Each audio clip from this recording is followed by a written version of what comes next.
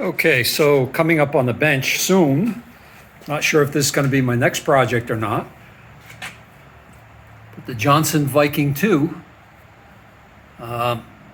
Pretty dirty. It's been in a garage for quite a while. This was the transmitter that was used by K2 DKO.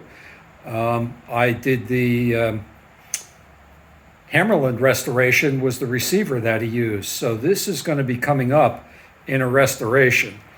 I've got a couple other things that I have to take a look at as well.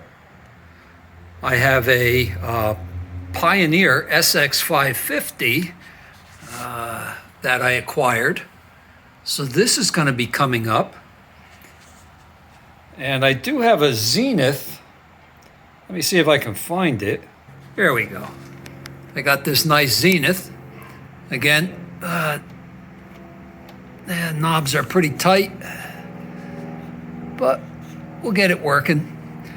I like working on the Zeniths, real nice radios.